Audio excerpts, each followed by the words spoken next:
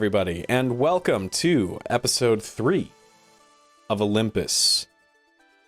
Thank you all for joining me. We have some very special guests with us. We have Danny, Tower, and Sera playing our lovely characters, Eddie, Diana, Becky, playing their lovely characters, Tankleys, Phoebe, Becky. And my name is Bastion. I will be your MC for today's game. The scene opens up. A dark screen. No, not quite black. It's scrolling, retro, almost. An old school terminal. Green text filters across the screen. Cryogenic containment integrity breached. Core power reserves 3%. Remaining core units 1. Preservation protocol initiating. And we smash cut to our players having just rescued a small blossom known as one of Korei's blooms, a unique in-world event. There's about a dozen of Korei's blooms that have been recorded in the game's history, as well as a handful of weapons that you can get as an alternative if you just dig into the seed pod before it's fully bloomed, like a monster. But our players didn't do that. What they did do, our wonderful, lovely Becky, did do a little tiny tweak to the game. It may have done a little tiny tweak to Astra on accident. But Astra seems chipper as can be, a little discombobulated as she joins the players. The three of you get a little ping. Ding! Astra has joined the party as a special NPC companion slot opens up with Astra slotted right in there.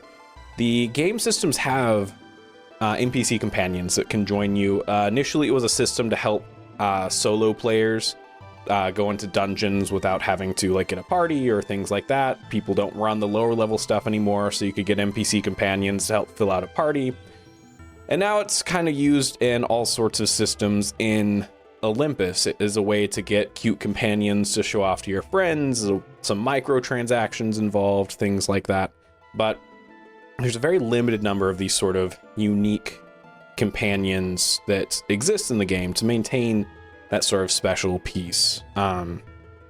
And because of the nature of it, the Korei Bloom event, there's not a whole lot of information out there. The people who have the Daughters of Korei have answered questions and things like that, but so far no hardcore investigators or collectors have really been able to dig into these NPCs, what they might know, what they can do besides just looking cute for the most part, right? It's said that they can unlock some special dialogue in the old garden when you're walking around talking to NPCs, but that's about all you got. But this little bloom, this half plant, half bright white spirit, joins y'all as you make your way back to Mama Foss, the mushroom retired bordello owner turned spy agency runner that sent you on the quest in the first place to go and find Korei. I want to go to our players, and starting with Eddie, what's going through your head? I'm pumped, right? I mean, that fight was awesome. And I'm mostly pumped because Bex is just so cool, right? I mean, seriously, we've known each other for how long? Over a decade now, and I can't get over it. You just flipped that switch. We're in the middle of the fight. We've got our adrenaline pumping. The stakes are high, and you have the presence of mind to just switch things around. And you changed the world, Bex. I mean, that's so cool, right? So honestly, my jaw's on the floor a little bit. That's where I'm at. right now. And also this little buddy we just picked up. I mean, I am a sucker for unique scenarios, right? So this is really exciting for me. So you just see me in full Tankleys form, Lionhead just like salivating a little bit, just hanging out. Astra just looks over at you. I don't detect any status ailments, yet you seem to be foaming at the mouth. Is this some sort of labyrinthos disease? No. I'm just really excited to meet you. Put a big meaty paw out toward Astra, and just like still drooling a little bit, trying to like pull it back, but just big toothy lion grin going as I. Yeah. By contrast, Astra is like 2 feet tall. Like maybe comes up to Eddie's like knee, like reaches up with a celery stalk of an arm, essentially, to return the handshake as we cut over to Diana. Diana, what's going through your mind? It's a weird mix of things. I think for when they first returned to the old garden, Astro was being cradled in one arm by Diana, with the other holding the bolt blaster on her arm. And then she kind of let her down to talk to Eddie and walk around a little bit, but she just keeps looking at her. And then keeps looking back to Becky, and then looking back to Astra. Diana is similarly flabbergasted that just this game, especially Olympus, which is notorious for being difficult to crack, Becky cracks like it was nothing, like it was like an Atari hack, like it was easy, it was basic, it was like that. But also now, oh, what does that mean? Especially if this connects to the Hydra and everything. She's been kind of distracting herself a little bit by kind of like talking to Astra as they were getting closer to the old garden, kind of like looking through her status, her abilities that she's able to do, if any. And I was going to ask, is she attached to our party as a whole, or is she particularly attached to one of the players? Yeah, she's attached to your party as a whole. One of the drawbacks to unique NPCs is that only one of them can exist in the world at a time. So the 3 of you have split ownership. Only one instance of Astra can exist, but any of the 3 of you can essentially summon it when you log on.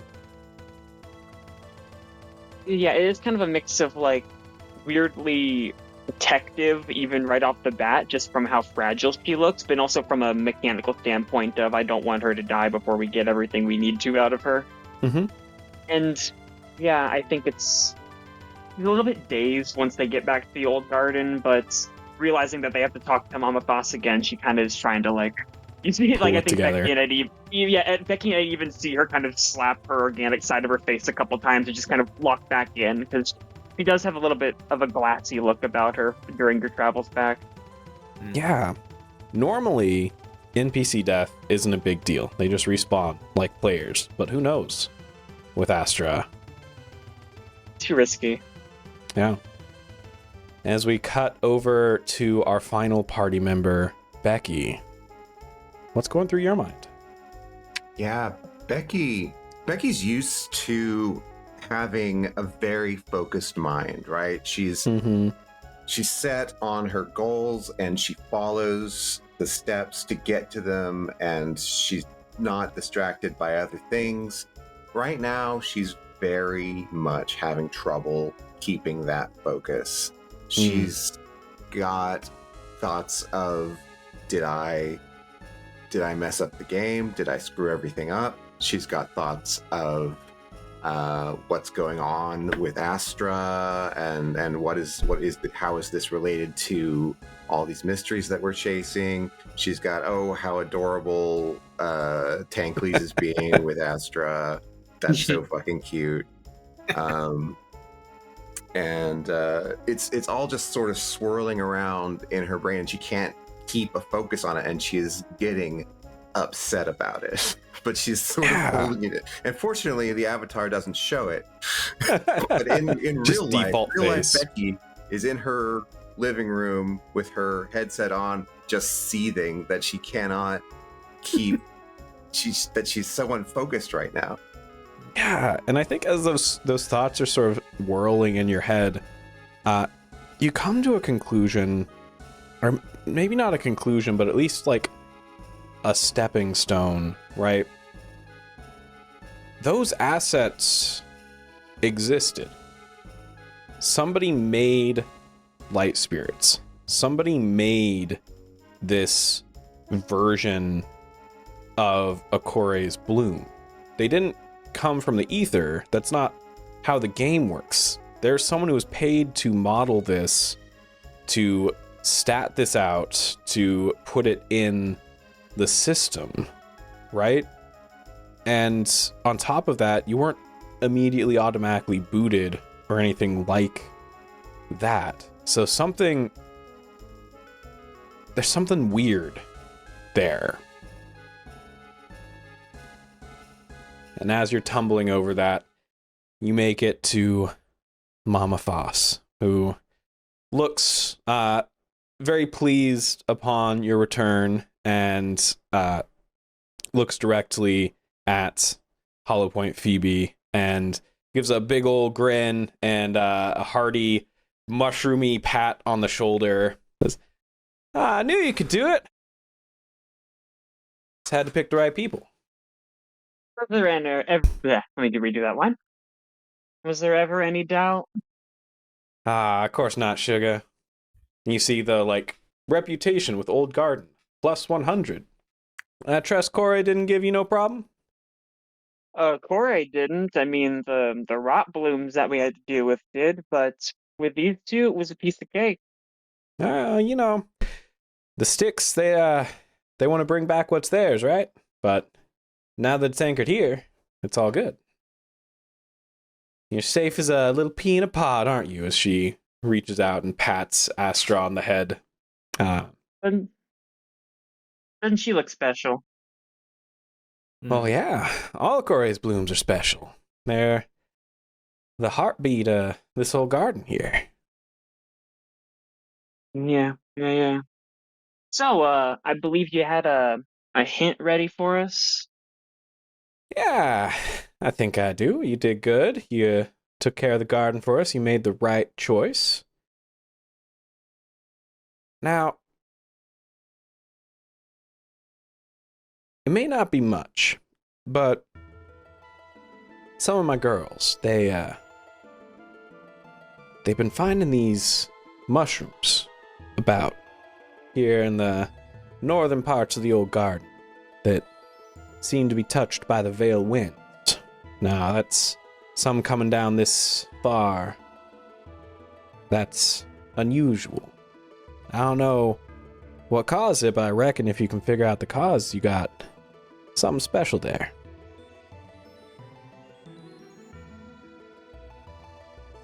And the Vale winds. Would this be an above table question I have to ask what those are? You've never heard Vale winds in your life. Interesting. I think in that case, Diana does kind of furrow her one remaining brow a little bit and goes, Vale winds?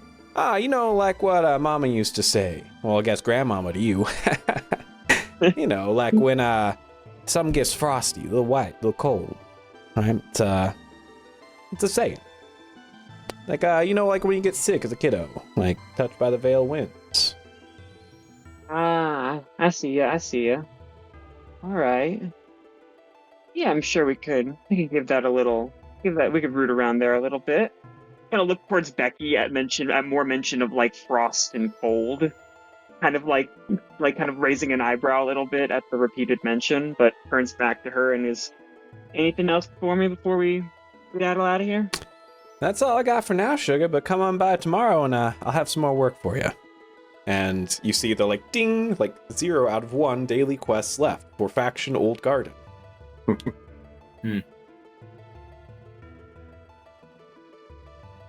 I think she turns back to Becky and goes, I think we have some Veilwind to look into. Yes, I haven't heard of that before. I haven't either. You say that, actually, but as you step away, I think both of you, Becky more so than Diana, Veil reminds you of something. I'm going to need an insight willpower roll.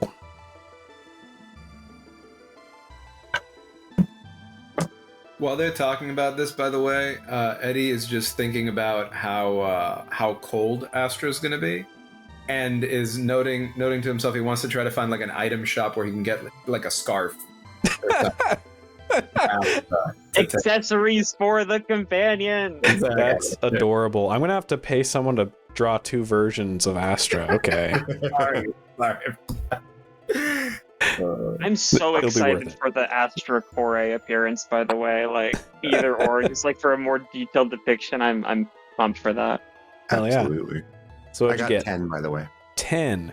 Great. Yeah. So, you have heard Veil. For some reason, that clicks. You drop deep into your memories. You've done a lot of investigation into this game since you decided to kind of take on this quest. It's filled your days and nights getting as much info as you can, not knowing what piece of info is going to give you the edge, right? And this piece of info comes from an unexpected place, but there is an old art book that was released for Olympus as a sort of collector's item with the original release of the game. And you remember in there's a mention of a veil, some sort of vault on the north side of the mountain. Putting that together with Frost, you suspect that it's probably in the Borealis Reach, which is one of the cold regions on the map. A kind of middling level region, something that normal players at your level wouldn't do well in, but that y'all 3 would probably be okay. Okay. But you remember seeing the pictures of this veil, and it clicks immediately because the picture for it was a frozen lake. See. So there was an art book, and I start to relay the information. The veil, possibly in Borealis region, was frozen lake, but I haven't heard of it except in this, as though it was never put into production, as though it was just a thought, that a concept that was never worked. Well, and Astra looks up at you, says, "Oh, but it remembers you." Hurts to look down at her.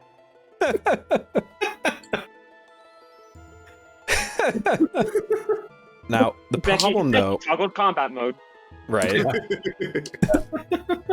is that Borealis Reach is a massive region. It's one of the biggest regions in the game. So you've narrowed it down to a fairly large area, but still an area. It's not the only cold region in the game.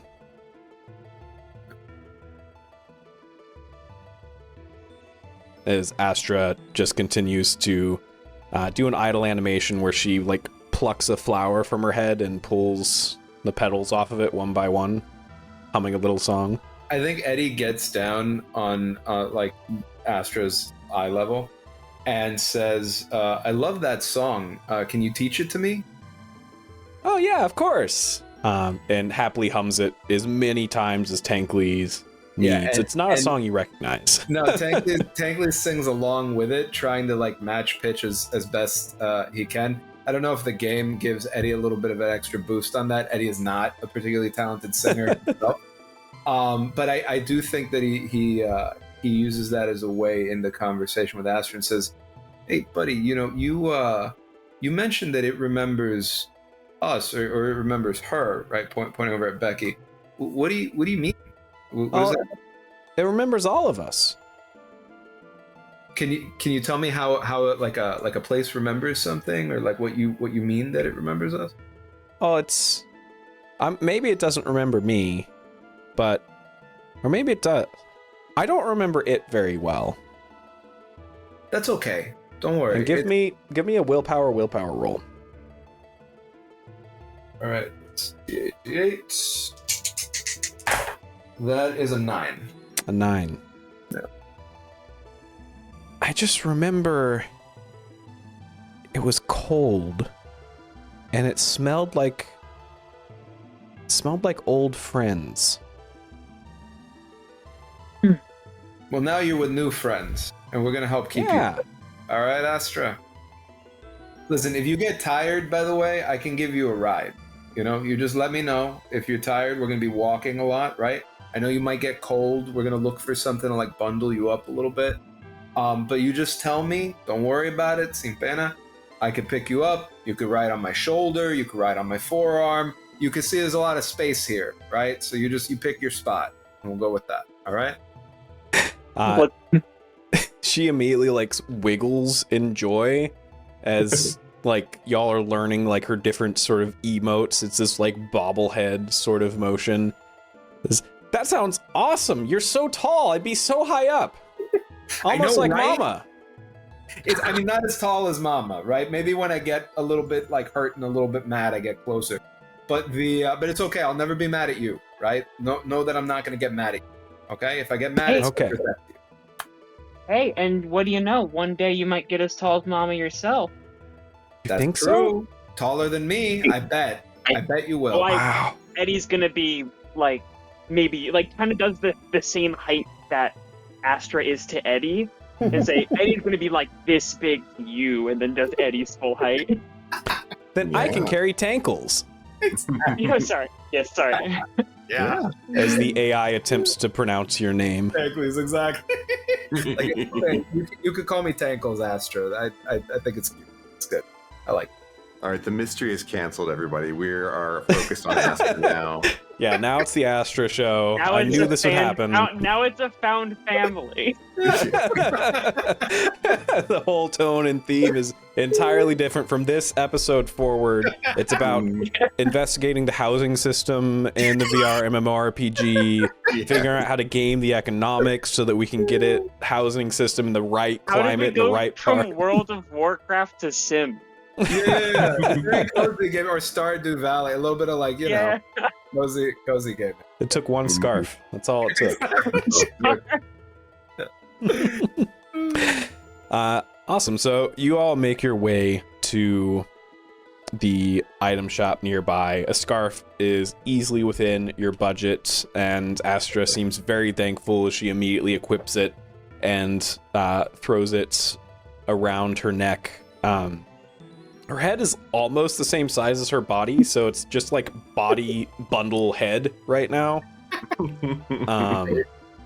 But it is very cute as you all make your way there. What leads do you all follow next? We know a little bit about the Borealis Reach, a little bit of who knows what from Astra. How do y'all think that your characters will go about narrowing that down? Now, what do you think? I had a route.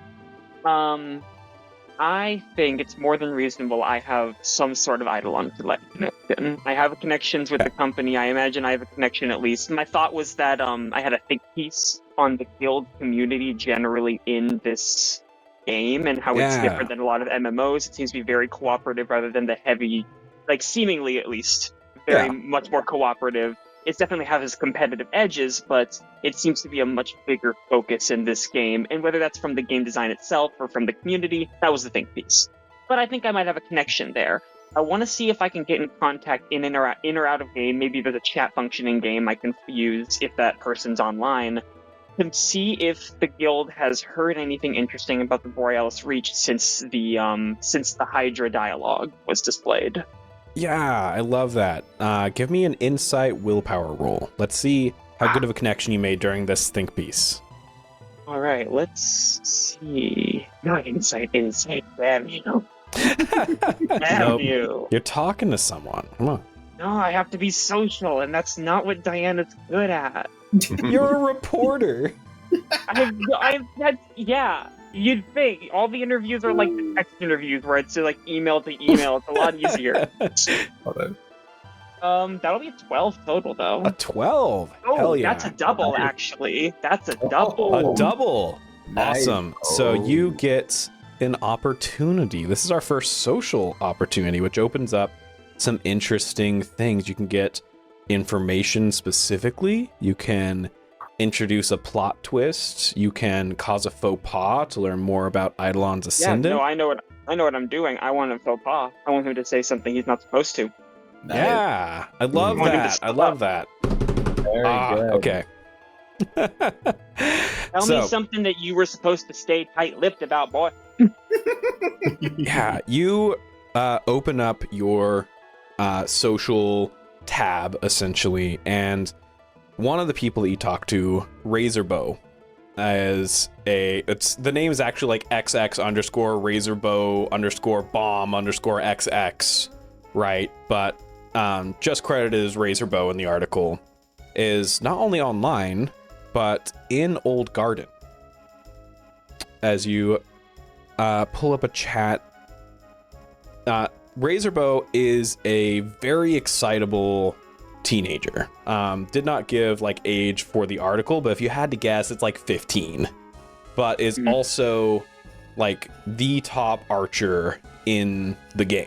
Like max level, went hardcore into the archer class, did not split class, which is virtually unheard of, especially in top raiders. You want to take a little piece of other classes, even just for utility, but full on archer, and somehow still is like tops or near the top of DPS charts, and has been a part of Eidolon's Ascendant for a long time.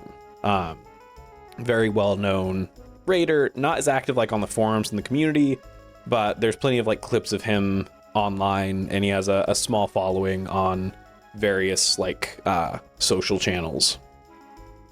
What do you fire off? What's your opening line?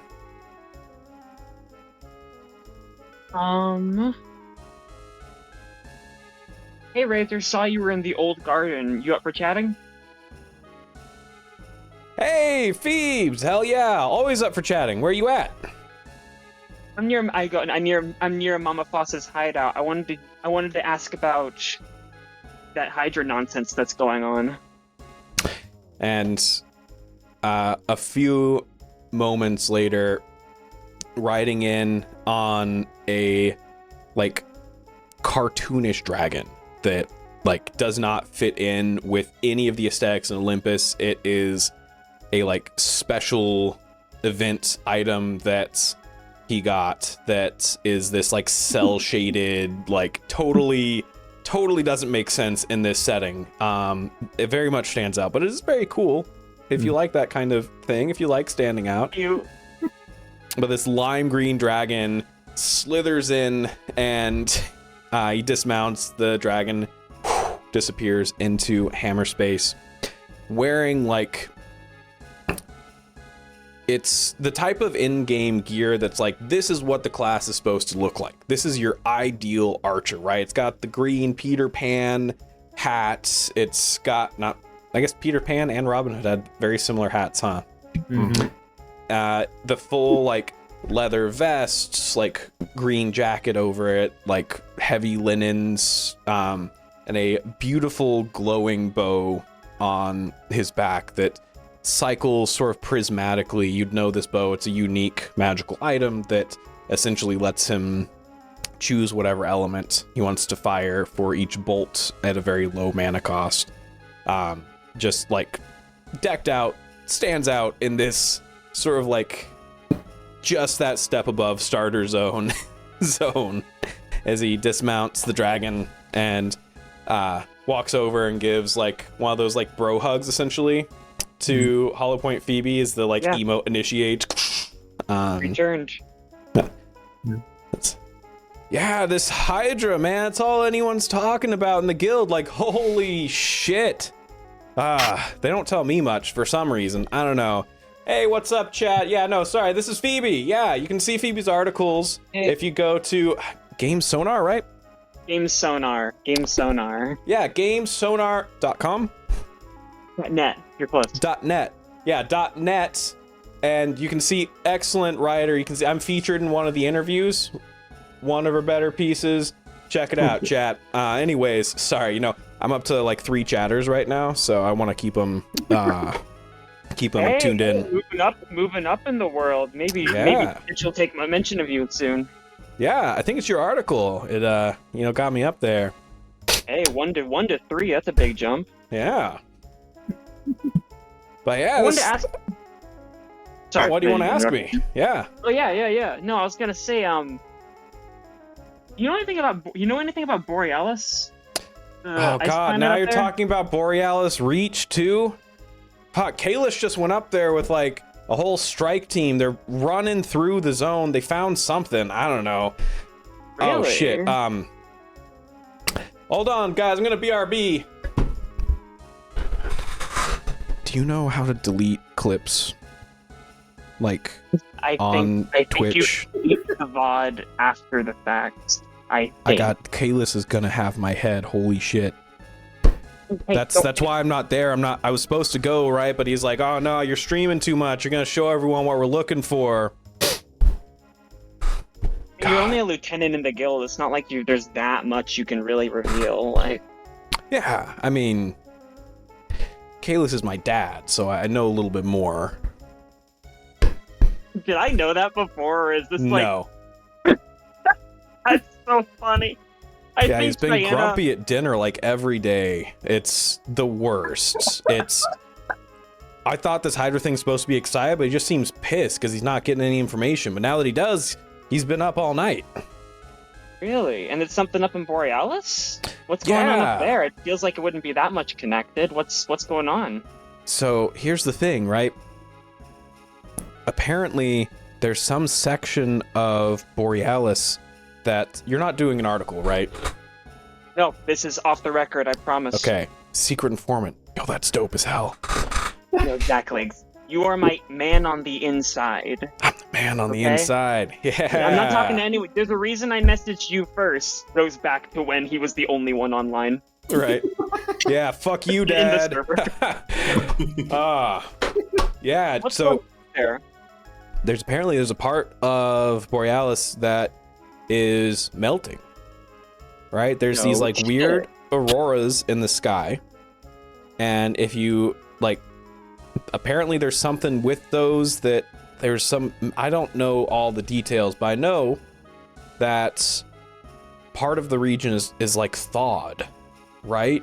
And it's opened up this whole new like area, and there's something there. Dad thinks that's where the Hydra is. Oh, well, that's fun. And he's taking all the high level sweats up there just to like see what they can find. Yeah, like not the whole like raiding crew. He's trying to keep it under wraps and like figure out what's going on before bringing everyone there. Apparently, there's something weird happening. Yeah, I mean, it seems, like a multi-server dialogue thing. I mean, it's pretty weird. It's pretty weird. But don't worry. This doesn't go in any article. These are good. He kind of looks back towards the other two, and she hesitates for maybe 2 seconds. These are my friends. They're helping me look into this. Oh shit! You like the Becky Beats? Becky fully pushes Phoebe to the side. Becky is in idle animation right now because she's muted, and because she was laughing so hard at this guy. I have to keep intermittently muting because I keep laughing. But at the mention of her name, she unmutes real fast, and yes, hey. Yo, I saw you on the Crash Bandicoot VR Discord when you found that glitch, that gnarly glitch, the one that cut the speed run down to 10%. It's a minute 30 speed run. Insane. Your work is incredible. What are you doing? Why are you playing? Are you speed running right now? Am I a speed run? Is this a speed run? No, this isn't a speed run. I'm just doing research for my next run. Ooh, are you doing an Olympus run? Don't you want to know? Oh man, that's so cool. The Becky Beats in person. Aha. No one's gonna believe that I met you. Can I take like a screenshot? So here it's worth mentioning that Eddie had, prior to this, during the conversation, stepped Tankleys in front of Astra and fully hidden Astra with his body just as soon as he picked up on the fact that this kid was streaming. Absolutely. Just casually standing, arms crossed, as big as he can be, glistening teeth. Guard action. This is a weird one, but give me a Dex Insight roll. Oh, fun. All right. Insight to see if you reacted fast enough mentally. Yes. Dex physically. Okay, that's a 7. You don't know if you got there in time. It took you a minute to know that he was streaming, but he's only got 3 viewers. That's true. Mean, you know what though? Eddie is gonna pipe up and say, sorry, I don't mean to interrupt. I want to introduce myself. I'm Tankleys here. My name's Eddie. It's nice to meet you. I think I heard you saying something about wanting to edit your VOD. Wait, I can help you with that afterwards if you want. Like Eddie Ramirez? Yeah, I'm Eddie Ramirez. You're the one that did the Dark Souls 14 no weapons, no armor run. That's guilty. Yeah, that was me. That's crazy. Dude, you showed off the jiggle physics in a way that's never been seen before in VR. That was insane. How long did it take you for that one? Honestly, it was like too long. Too many times. I'd be embarrassed to tell you how many times I ran through it. But you know what? That's passion, right? Like that's passion. I'm not embarrassed because that's dedication. That's what it's about, right? And I see you hustling out here with your viewers. I think that's really cool. And look, I think we're all here to help each other out, right? So, yeah, we all make mistakes sometimes. Like if you need a little bit of help, putting a little bit of mustard, a little bit of English on your cut after this, just like shoot me a message. I could walk you through the steps, maybe even like screen share. I could help you with the cut of the VOD so that everything's nice and clean. Nobody needs to know you said anything. Dude, that would absolutely save my ass. Yeah, and he opens up his menu and you see like friend request, XX, razor bow, bomb, XX. Accept immediately. Hey, it's great to meet you. Phoebe had told us really awesome things about you. You're the top archer in the game, right? I mean, that's a big deal. Yeah. I mean, the archer class, the cool thing about it, right, is that it's all about reaction time. It's the most skill-based class in the game, right? Other classes, they're more reliant on like your actual builds, but archer, like as long as you're fast about it, like you can just bump those numbers up. I love that. And your setup has got to be sick, right? I think it is. I mean, it's a 1 out of 1 as he pulls his bow out and you see like holographic, like it looks like almost 2 additional bows project from the first one as he like takes it up and like shows it off. That's a big bow. Did you hear about Paris's bow? Paris's bow, no? No? It's a rumor, but I hear that it's supposed to be a really good release for archers. You should keep an eye out for that.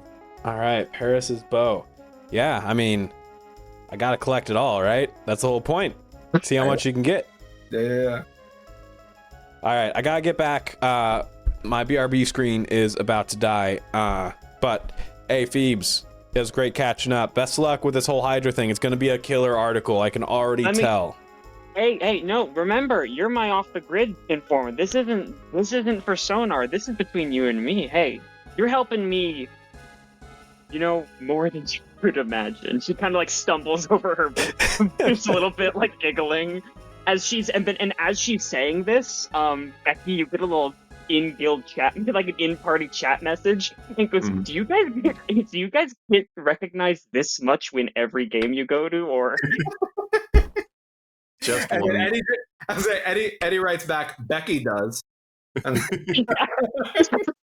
Yeah. Just a Y. That's it. Let me know when. Let me know when the VOD posts. Okay, I'll take a look at it. Yeah, absolutely. Yeah. All right. Hey, chatters, what's up? Yeah, sorry about that. Yo, I had a quick bio break, but yeah, we're here back in the old garden, and as he walks off. We took the same build, and he's so much more obnoxious about talking about it. I swear. We have the same archer build. If you look, we have the same. It's why I picked him for the art. Like, he starts to, like, rant about it, like, vent or steam about it. And he never stops talking about it. Yes, it's timing based. It's not about. Never mind. It's neither here nor there. I'm glad he was online, but also, goddamn, why did he have to be the one online? I thought he was very charming. He's nice. He's a nice kid. He's just. Oh my. Just, yeah, kids are enthusiastic. We were all like that. I know. I'm being hard on him. It's okay. I get it though. Imagine going through a multi-hour interview with that. That does sound I don't envy. Yeah. He was on stream the entire interview. I was about to say, it's like, okay, imagine having to tell him to turn off stream twice. How do you have to do it twice? How do you turn it back on? He was just checking his messages, and then he just left it on. He just left it on. But listen, I don't think he realizes, but there's a chance that he might have caught Astra on the stream. So when he reaches out to me about the VOD, I'm going to check it to make sure that nothing about Astra ends up on. Just chop it up. Yeah. But it sounds like we got a link to Borealis. It seems like Eidolon's also digging around in there. Mm-hmm. How are we going to get there faster than them or get around them there? Because I don't want them. I don't trust. I mean, I know I respect your relationships with them and all that, but like, I don't, for what it's worth, think that they're very good for this community. I think they exploit people a lot. And I think that they would absolutely take any information that they pick up from us, use it to their advantage, and completely screw us over. I mean, maybe people there different ways than I do. I fully, again, respect that. I'm of a similar mind, I gotta say. I mean, he had 3 streamers on. I wouldn't be surprised if one was his dad, genuinely. Right. I mean, but I don't think going all the way. I think trying to beat them there is. Let me go back. The issue is, I don't think beating them there is going to be much of an option. It sounded like they were already there, mining through the ice. Mm. So I think it's going to be more a matter of getting there and trying not to get too noticed if they get super, protective over their find. I'm not really sure. I mean, half of the Eidolon people are like casuals who just like the community, and then half of the others are real tryhards. So I don't really know what we'll get once we get up there. I think we should let them search, because I don't think they're going to find anything. And we do our own investigation when we're ready. Becky, I think you're right. I think that's smart. I was panicking. I'm sorry. I just got nervous. I don't want to get scooped, but that's smart. That's smart. They don't have what we have. The chests. They'll clear through the chests, and we'll search for the trapdoors afterwards. Mm-hmm. All right. That's good. I like it. But I think these mushrooms might be interesting until then. Yeah. Yeah. So y'all gonna hunt down some of these veil-touched mushrooms? Yeah, I think if possible, maybe letting Astra lead the way a little bit to see if he has any reactions. Either a follow me, I sense it this way, or even just like a dialogue thing of, oh, it's getting chilly here, or oh, it feels different, kind of letting the companions' dialogue and actions dictate where we go and what we do. Yeah, give me an insight willpower. Will do. That'll be an 11. An 11. Yeah, you head towards the sort of eastern part of the old garden, the part that's a little higher up the mountain. And Astra is more than happy to lead the way. She's very wandery about it. Very much a like stop and smell the flowers type of exploration. Has a ton of questions for y'all. Like, what's this flower? What's this mushroom? Why are trees so tall? What's that between the trees? What's a sky? Why is it there? Type of questions. And it's like you'll like she's on verbose mode essentially, of just like as soon as she's leading the party, it's just a nonstop trail of questions. I do think Eddie is enthusiastic to answer all of them and toggles between answering it like in a very in-game way. And like when asked, well, why is the sky up there? He's like, well, the devs put it there as like a boundary for you to get above it.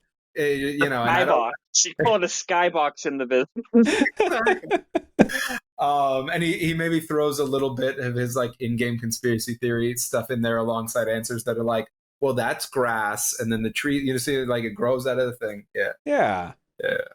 Absolutely. And Astra is loving it. And I think Eddie, more than just like NPC dialogue like you normally have, you've talked to NPCs in dozens of VR MMOs and in Olympus as well, and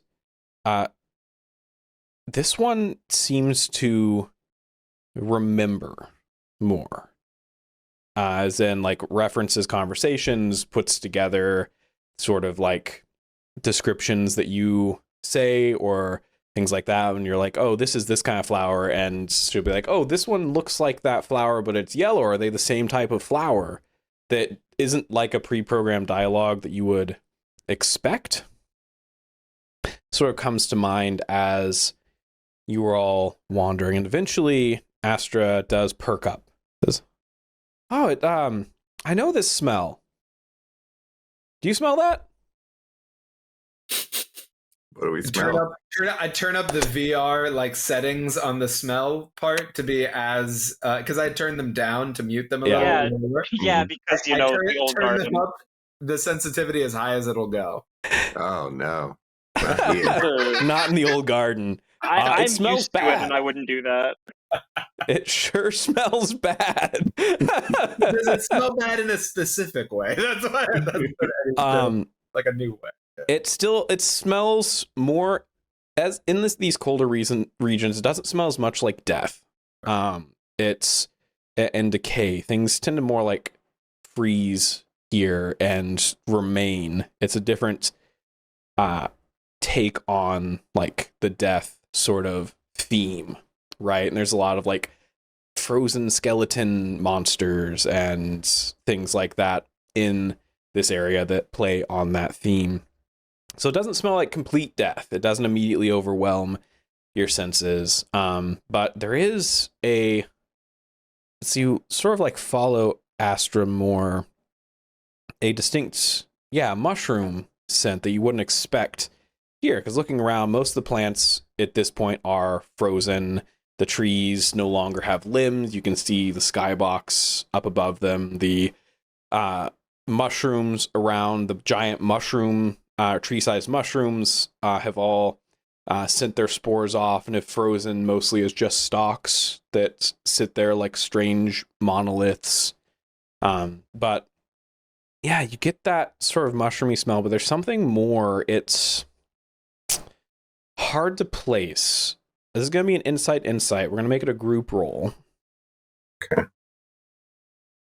I apologize for weighing us down. Well, who's going to lead it? I've got D10 for both. So, well, for is this an open check? Because I have a +1 to open checks, and I also have a D10 insight. It is an open check. You'll get more information the higher you roll. I can get 2D10 +1 in that case. Excellent. Wow. Love There we that. go. All right, support me, friends. All right. I'm tracker mode. I didn't support very well. I got an 8. I got nearly the max that I can get. I got a 10 out of 12. I got a 4 and a 6. That's Damn. Yeah. that is a +2 total, including your given bonus. All right, so D2D10 plus 3. That'll be a 14. 2d10 plus 2. Oh, 13. 13 then. My mistake. All right. On 13, Confused. smelling, it's fleeting because it's kind of underneath everything and almost immediately overwhelmed, but cringing as you take Tankley's lead and turn your own sensitivity up. Like mildewy. I'm not a big fan of this. There's something underneath that it smells like a hospital, like cleaner, like sterile. That's not. I think she kind of even goes quiet a little bit as she's just kind of trying to even like go ahead of Astra at certain points just to try to see if she can see any visual cue that might indicate a different mushroom or anything. Just kind of you see Phoebe kind of speed up a little bit and start to like look at the different models of trees and mushrooms and vines and a little more closely and a little more diligently and a little more rapidly. Yeah, and you do eventually find something that in your HUD pops up as veil touched mushroom. Nice, come here. And immediately once she gets it, she like indicates to run for everyone to come over. As the whole group approaches this tree that has long since died, you see almost like plates around the trees. It reminds you very much of like a turkey's tail mushroom, but instead of sort of the vibrant oranges, it's this sort of black and white with this tinge of blue. But as you watch it, the black shifts ever so slowly, like a Rorschach mask from The Watchmen, just moving visually. That is a cool visual. Screenshot. Yeah. Astra, what do we do with this? Well, you follow it home. Sure. It doesn't seem to be going anywhere. Well, no, it doesn't go anywhere. It doesn't have feet or legs. Right. So how can we follow it? It's not going anywhere. It shows you where to go. Oh. Is the mushroom pattern making any sort of pointing or arrow shape? Or are the black shapes within the mushroom shifting a particular direction, perhaps? Yeah, great, very insightful question. Matches your role. It does shift. As you look at it, it looks like an old school side-scrolling game, actually, in like the way that it's shifting. You feel like you could make out things like in a background and a foreground. It's weird. Yeah, it's like it's stable and and if I look in the direction the side scroller is moving towards. I'll give you one better. I think as you eventually Diana does pick the mushroom. There's plenty of mushrooms around 100%. like this one. 100%. And as you actually like hold it up to inspect it, you see that the visual changes. It reacts to whatever angle you're holding it at. Oh, and how is it changing? Yeah, that's as much as I'm going to give you on your first insight.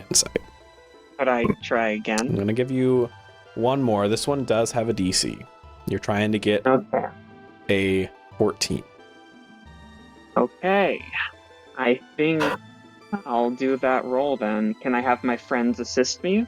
Absolutely, or is it just you gonna can. Be me. Yep. All right. Get the support rolls in. Is that insight, right? Yep. Insight. That's more like it, Tankley's. That's a 6. Yeah, mine's also more like it, a 13. All right, so you get a +1 to your roll. Perfect. Okay. Oh, that's real not good. I might need to spend a Fabula point to re-roll one of those, because that's a 7. A 7, yeah. I'd love to invoke So my it's a Theme of 7 on the dice? Curiosity. 7 total on the dice. Yeah. You might have 7 to re-roll total. that. I think it's just a lot. It's maybe even not a full minute or anything, but there is a long period, even if Becky and Eddie are asking her questions, of just Diana moving it, seeing how it reacts to the light, seeing how it reacts to just having snow or ice behind it, and just trying every angle of it before making any kind of claim about what's happening with it. So let's reroll one of those. Okay. That's an 11. That's Okay. an 11 with the reroll. 11 on the dice? Ooh, wait. An 11 on the reroll and 2 5. And 2 Oh. 5s? Well, no, it Does doesn't that- matter. It has to be 6 Has to be or But more. above not a- 6. Mm, All right, but an 11 on the reroll, so that includes the +1 you already got from Becky? Yes. Gotcha. So pulling in a bond won't quite get you to the 14. Mm. I still wanted to get closer. You did get closer. So instead, here's the bargain for you. Okay. Here's the bargain. Uh-huh. You can get this information, but you're going to upset someone in the process. You'll have to pick either Becky or Eddie to take a negative bond towards you. This In could addition, be shifting an existing bond from positive to negative, or adding an additional negative bond. Now, adding an additional negative bond doesn't necessarily, it's actually mechanically helpful, Right. because then that makes the Fabula points +2 when pulling on that bond, but they'll shift the roleplay just ever so slightly. Our negative bonds, by the way, for our audience, are inferiority, mistrust, or hatred. and quick above table question, Bastion. Am I correct in understanding we're not allowed to take any positive bond we have? We can't take its negative counterpart. We'd have to take one of the other two. Right. You can shift your positive to its negative counterpart if you'd rather do that, and you're chosen, and this bargain is chosen. Oh, it will be chosen. Don't worry. I'm just weighing my options. I love a bargain for a negative consequence to get what I want. It's perfect. Yeah. I'm just okay. And sorry, I need to weigh my options for a second. Sorry. Yeah. I need to see because it's inferiority, mistrust, and hatred. Okay. I might need to look up what they mean by hatred in the rule book.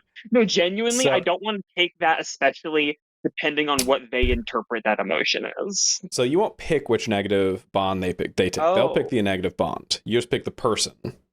Hatred 'Cause is it's both the ways, or would I nope. just be gaining the bond? You wouldn't be getting any. Your bonds wouldn't change at all. Oh, their bond towards me will change. Exactly. Okay. You're In gonna that case, either do something that makes them mistrust you, makes them annoyed with you, right? Something in this Yes. investigation is not gonna sit right with the team, right? And hatred in this is the opposite of affection, right? So it's just, you don't really like this person, don't vibe with them, vibes are bad. All right, definitely Becky then. I think that'll be most interesting, especially as we're both the insight people. I think I'm taking, especially because Phoebe is taking the step forward and doing the investigating, which is normally what Becky does. So I'm kind of stepping on her toes a little bit. I think that'll be most interesting. Yeah. So Becky, you tell us what negative bond you want to take, and then Phoebe, you're gonna tell us how you did that. How I earned it. Yeah. Yeah, it's going to be mistrust. Perfect. That's what I was hoping. Yeah. Okay. Can I ask what information I gain above table first so I can plan my thing around that? Absolutely. Pulling this weird mushroom around, you realize that it feels like a lens into a moving experience almost, and it loops. But it's almost like you're in a minecart, like on the rails, going through this 3-dimensional environment that you can then see into with the mushroom. You feel like if you can find the sort of the entrance for this, wherever it is, it seems somewhere with icicles, so probably Borealis Reach.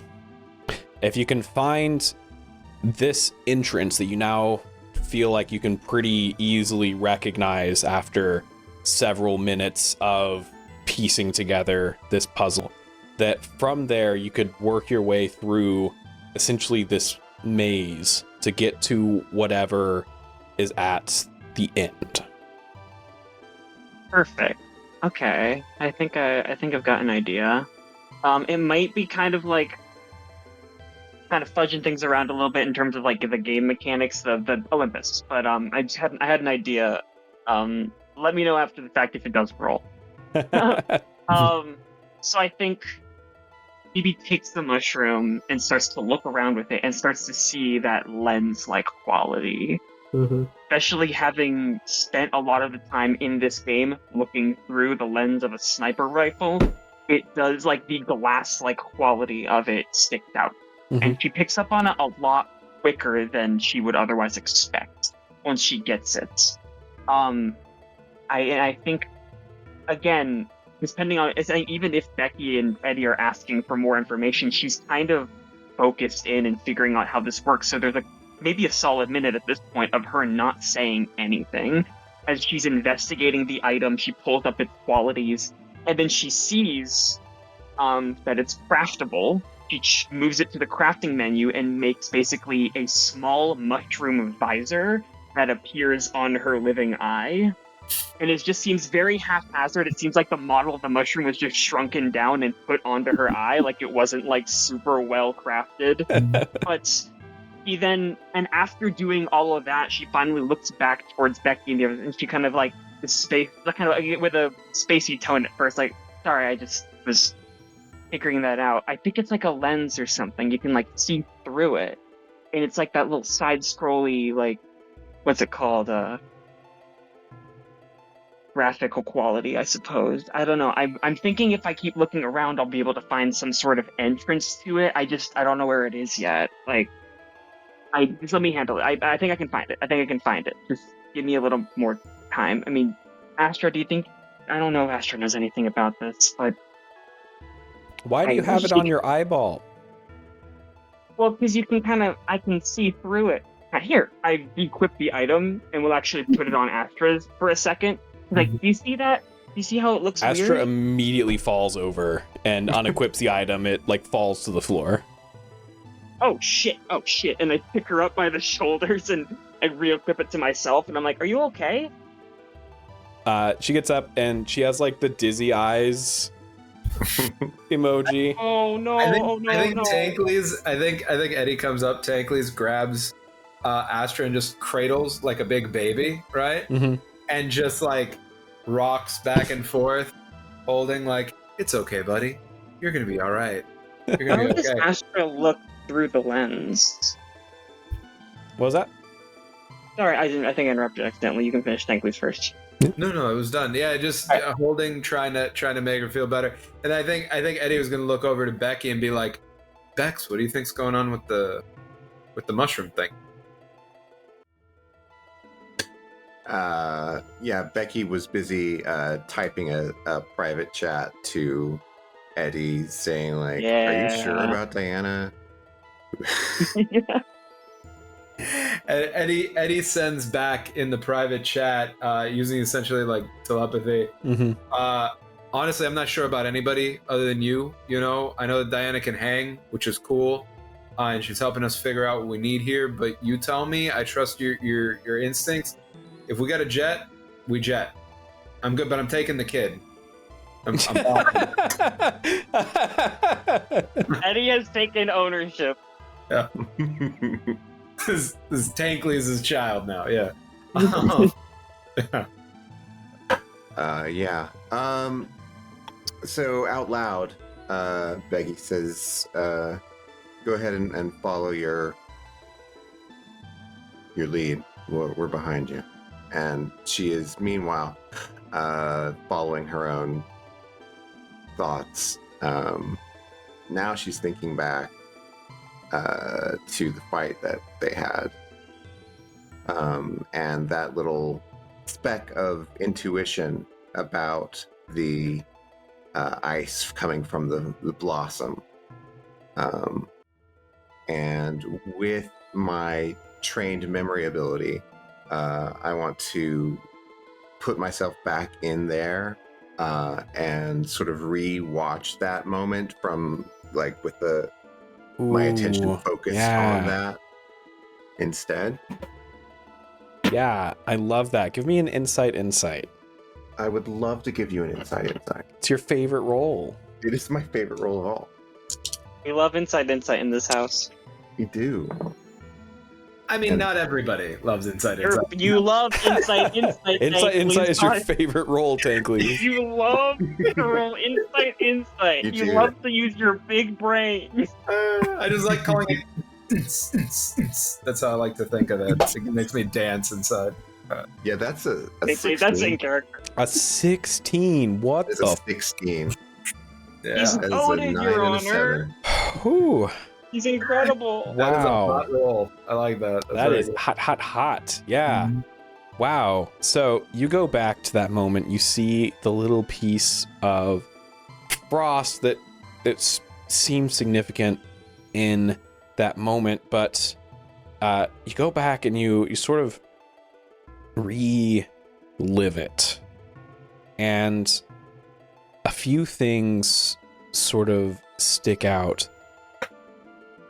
One, the way the seed pod opens up, it didn't open like you'd expect a seed pod. It's not like it blossomed and bloomed and in the middle was Astra. It's more like this weird alien egg. The front of it just opened up like a hatch or a door that Astra was curled up inside of. What does Becky want to know? What is Becky looking for here? Becky is looking for the source of Astra. She's also looking for other things, but that's the primary. Mm-hmm. Yeah, so looking at that, that's not... There's one recording of the, like, Kore's Bloom event. It's not very good. It's, like, very low quality.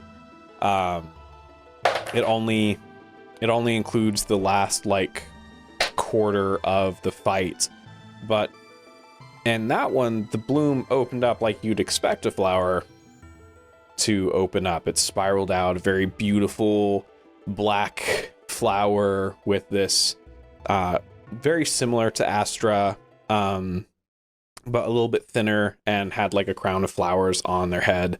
Little like woodling spirits, but was half black spiritual energy instead of that white light spiritual energy that Astra has. So that sticks out in Becky's incredible mind palace is like a spot the difference game of like, okay, that stands out as different. And looking in, you remember seeing the inside of the actual seed pod. It said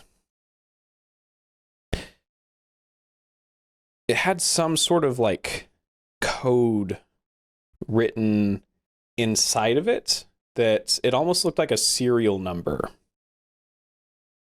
Now that you're thinking back, that's like the plants just almost like it was written in the plants, but thinking about it, it's like the plants didn't grow there for some reason. This serial number that seems sequential, and it just says CC-11098. Okay. All right. So with my flash of insight, I get to ask 2 questions about the Yeah. investigation. And what is on Becky's mind most is, did I fuck this up? So that's the first question that she's going to be asked. Yeah. The more that you think about it, kind of piling on from earlier of like someone modeled all of this, right? Mhm. You don't think you fucked it up. You think you might have sped it up. You think this is content that wasn't supposed to exist yet. I see. Okay. All right, then. Question number 2. Who wrote this code? Mm. Mhm. Like, Yeah. who's in the who's left their little marks in the lines of code here? Yeah. So looking through the code and like remembering that moment where you hacked in, you did see there were git tags on the code itself for who wrote the code, who committed it to the actual like repo that they're using for version management. And the GitHub tag that you see is GANZ D. GANZ space D is the username for, or at least the display name for whoever wrote this particular piece of code. And D. Okay. And can you repeat the line? So this is just the serial number, sorry. Or the serial number, yeah, CC 11098. Okay. All right. So Becky is sort of in her own world for a while as she's thinking about this and allowing Diana to continue on her little search. Wild goose chase. Yeah. Or goose chase with surprising amount of insight. Yeah. And we smash cut from there to the frigid tundra of the Borealis reaches. It's cold. Depending on how y'all have set your temperature settings, it could be affecting y'all at various levels. But like I said, this is one of the few cold regions in the game, and certainly the biggest cold region. The sky above it, you can see the faint sort of tendrils of an aurora borealis just kind of at the edges. You know, if you go deeper into the zone, that becomes the prominent light source. But the zone itself is covered in snow and very sort of mountainous, which is weird for being on a mountain, but there's lots of sort of elevation changes in this particular part of the mountain, sub-mountains. I'm sure those have an actual name. Geologists, get in here, help me out. As you make your way into the up and down elevation, the Astra seems unaffected by the temperature change, probably because of the scarf.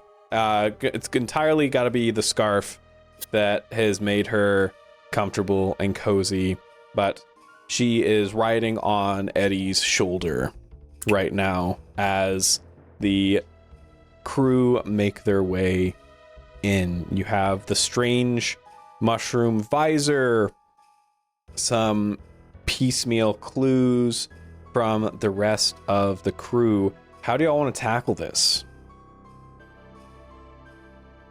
Well, we're looking for the entrance, I suppose, to whatever Diana has found. So we've got to be looking for some sort of cave or a door or hidden outcropping. I don't know. So I wonder if this is something that maybe we have a bit of practice tag teaming, right? So in Olympus, and possibly, this is a play style thing that could go across games. One of the things that Eddie built with Tankley is Tankley is very fast, right? And for a big like half lion, kind of stealthy, right? Like unexpectedly so. So I think that this is an opportunity where maybe the two of us have some experience where, like, especially with a telepathic connection, I could be a bit of a scout, and you could be a bit of like a brain eye in the sky. And depending on how we're feeling about bringing Diana into the inner sanctum of our plan for this approach, one of the great things there is Diana's also got this long sight, right? Ability to camp up. So I don't know, what do you all think in terms of like setting up Bex? Do you think we should bring Diana into the mix on using this dynamic?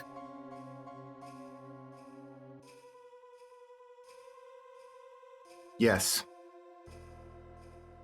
Do you want to pair Diana up with someone? Well, I have this image in my head of Tankley's with Astra on one shoulder and Diana on the other, looking through her scope. It's like mounted up. I'm just like entirely possible. I mean, Tankley's and Eddie are both on board. Yeah. I'll give dice to anyone who draws that. Any fan art we get of that, I'll give you a set of dice. First person to give me fan art. I was gonna say, is this telepathic dialogue happening between the three of us? Or is it just between those two?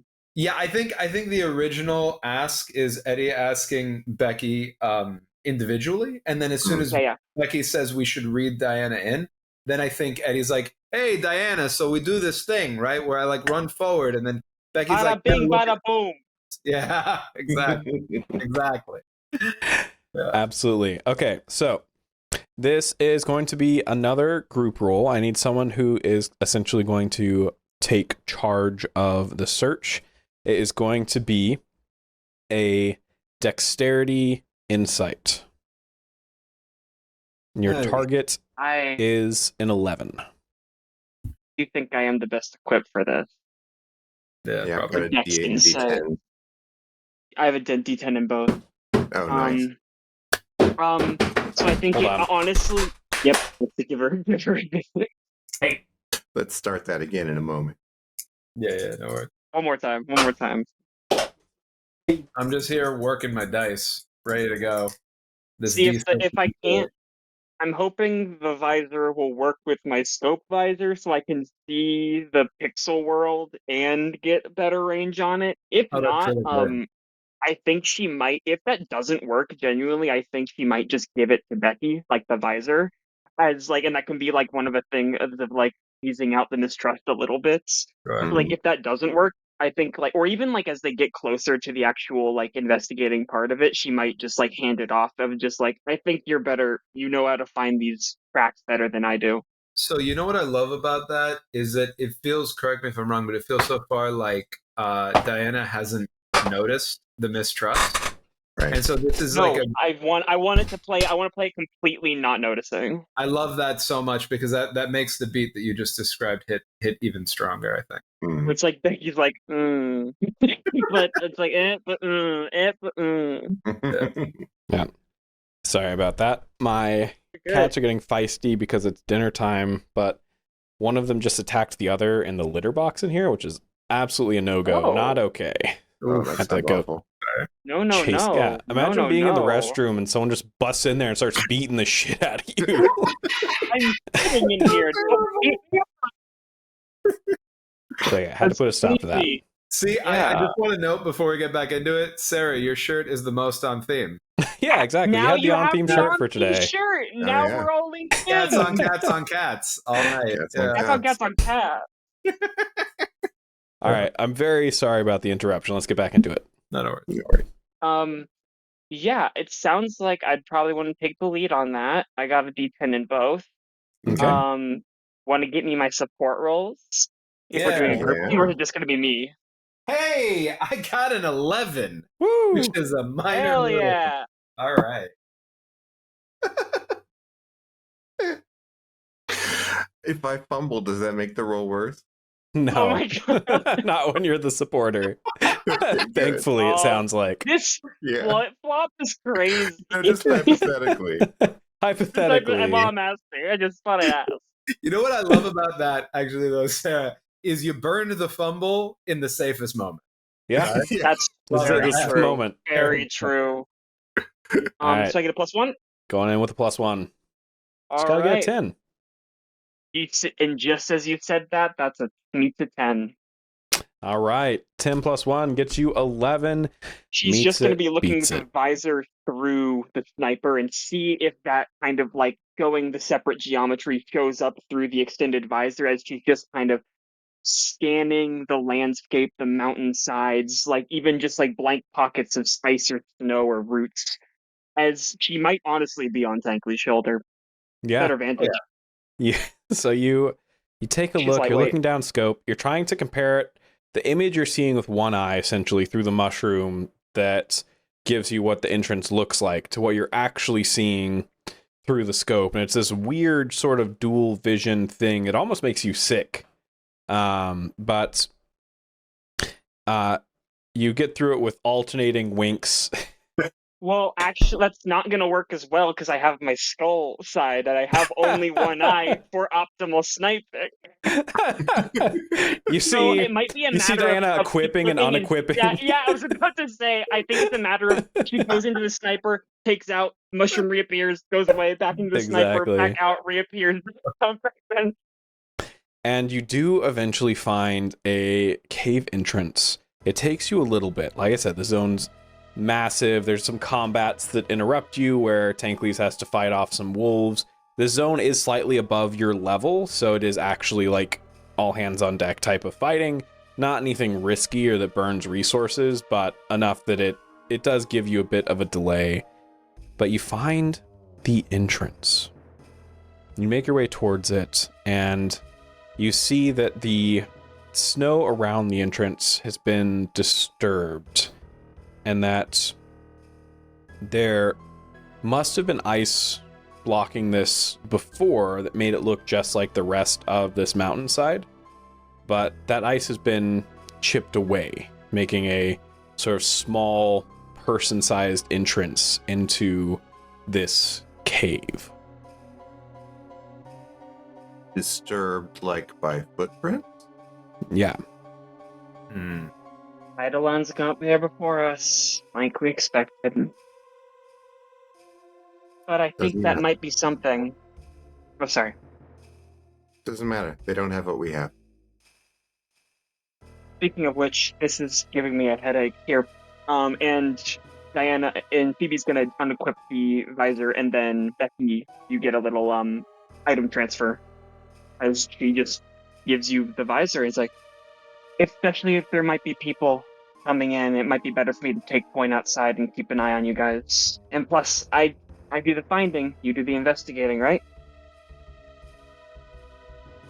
And Becky is taken aback by this, but does not show it as much in his because it's it's an avatar.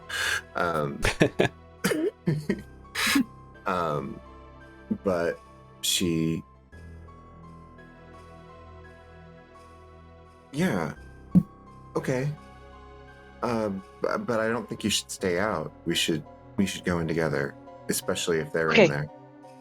Okay, yeah, I'll go corner to corner. You guys can do more investigating. I'll just keep an eye over your shoulder.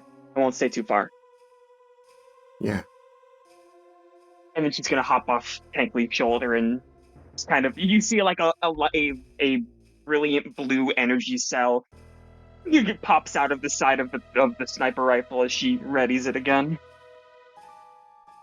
Absolutely. And Becky, as you put it on, like matching it to Diana's description of what it was, it takes a second, but you get it. You see the rails. You understand like the minecart and that it's navigating this sort of maze, and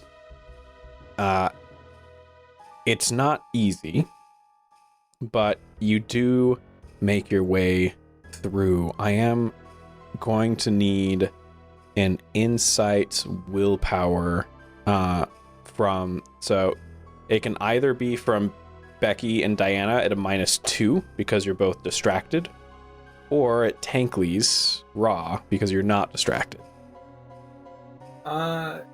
Insight willpower for Tankley's is D6, D8. So what do y'all prefer? It's D10, D8 for me, so It's D6, D10 for me, so... I think that overrides the negative of -2. Mm-hmm. All I right, say let's that have after having just botched a roll, but No, but I agree. I mean, Matt, I think that's a smart call. Well, this is not going to be a group roll. This is going to be a straight roll from you, Becky. all right, cool. Becky beats it, hopefully. Mm-hmm. Come on, baby. Shit. So, let's talk. Let's talk. Yeah, let's chat. Okay, let's. Hey, you got an offer for me, or You've got I got mean, I 5 think- Fabula points. I mean, that's also That's a true. lot of Fabula points. That is It's how many I have. fabulous. I would say it's fabulous, even. Oh Yeah. yeah. No, Not a Fabula point. So I think that that Becky's ambition is to solve this puzzle and be the one who solves this puzzle. So I would like to spend a Fabula point and re-roll one of those die. Please do. Especially if Phoebe gave it to you, it's like, well, I got to do it now. Right? Yeah, I can't. I can't I fail got to this. show her up a Fail little this. bit. Come on, come on. Right? Let me take off my Fabula point and re-roll that 2. Oh, that is much better. So now it's at 15. Okay, -2 is 13. All right. 13 is great. It's a great roll. I thought so. You much better than what you rolled previously, it sounds like. Yeah. So going through, the zone this zone has been mostly cleared out, but you do have to sneak past some enemies. They're wildly out-leveled for like this zone. They are much more powerful, pose an actual like threat and risk to the group.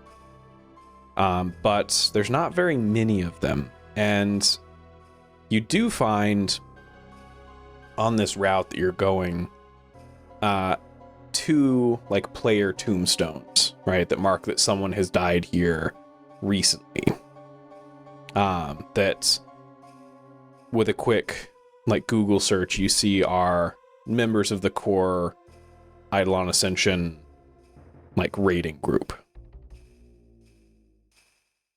The 3 of y'all continue through this maze, a mixture of urgency but also like need for stealth, need for quiet to avoid these like fairly high level enemies, these strange snowy white serpents with deep blue undersides that slither through the halls, about 5 feet tall each of them and 10-15 feet long. Question. Have Diana knows the game pretty well. Has she seen enemies like this before? There are similar enemies that are not quite this scale, right? This looks like the same assets used for some of the other like ice serpents in the zone, but 2x'd. They just fucking palette swapped? Fucking lazy devs. Not even that, they just upped the model size and didn't even worry about the model fidelity. It looks bad. I can see the polygons. I can see the pixel count. That's terrible. I think a lot of the cave is Phoebe just kind of, whenever she sees something get pinged on her scope, she just telepathically lets the other two know so they can approach with caution. Better to avoid these than get into needless fights. Absolutely. And the three of you working together eventually hear the sound of combat. And you see the light of the exit. And approaching that light, you see a banner for Eidolon Ascendant that marks a buff spot, essentially. It's an item that buffs a group of people around it that are in your party, essentially. It has the Eidolon's Ascendant guild crest on it, and you see that there are 7 people in the middle of this frozen lake, and all of them are decked out in top of the line gear. Best of the best. They're all vaguely shiny, a weird mixture of magic and tech. You see a massive mech that looks like nothing you've ever seen. All the mechs in this game look clunky, but this one looks like a Gundam just got dropped into the game, right? That is serving as the tank, it looks like. You see spellcasters slinging huge effects from the back, one channeling some ritual from the open magic system that is something that is still not fully explored in the game systems, right? That just really top of the line fighters here. And up against them, you see the middle of the lake.